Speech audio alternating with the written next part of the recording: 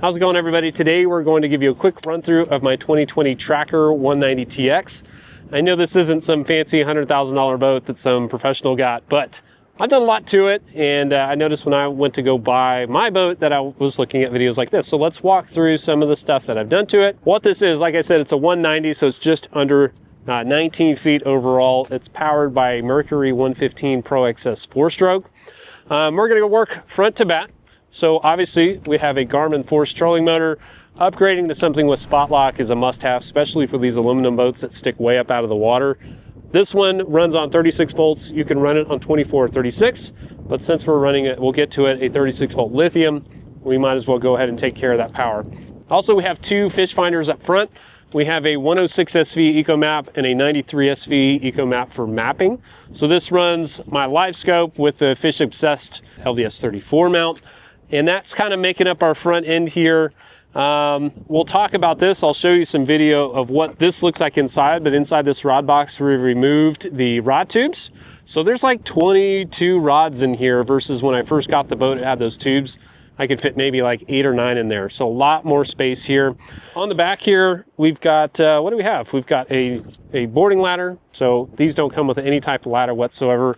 And obviously the kids like to go swimming. So having something there that they can come in and out of the water is pretty good. Just had to drill 2 holes in the top of the transom there, no problems. On the back, we do have a 6-inch jack plate. This is a CMC manual jack plate. So currently just the way it's rigged up, it tends to run pretty well. Not any huge advantage that I've seen to the jack plate, maybe a mile and a half better speed, but a lot better handling. You know, getting the motor up out of the water, getting a little bit further aft, shifting that weight aft has certainly helped. We have a Mercury Spitfire 19 pitch prop. This is a stainless 4-blade. Lots of good things to say about that. I'll link a video up here in the corner of what I think and how I got to this prop, but lots and lots of good things to say about it. This boat will do 51 and a half in the absolute perfect conditions. Today, it's a little choppy. We've got 2 kids. It'll probably run 48 and a half maybe. But if the conditions are right, me in the boat, loaded with tackle, I've seen 51 and a half with a little bit of chop in the water. So that's not bad for a 115 boat. We've got 2 more graphs here on the console. So we've got 2 93 SVs back here.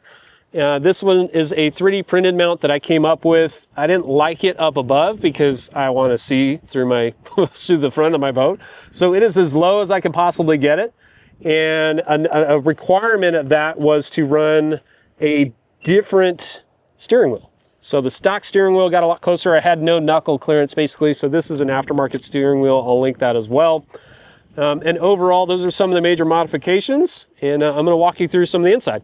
All right, so let's jump inside and take a look around. So I'll give you a close-up look of the fish finder mount here so you can get a good feel for that. The one on the right-hand side is a ram mount, which I'll put a link in the description for that guy as well.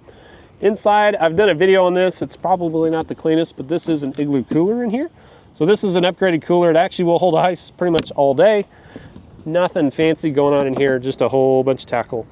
And I keep, you know, my throw cushion stuff up there. I got my tackle in here. Got some boxes from Lake Bro Tackle of stuff ready for winter fishing. And here's what I'm talking about on this side here. So you can see all the rods we have in here without the rod tubes. I mean, this thing is just stacked to the brim.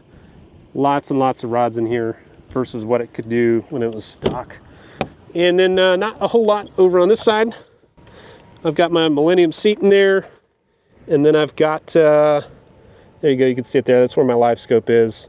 My router, as well as all the NEMA connections and stuff run up through there. And then let's work our way up to the bow here.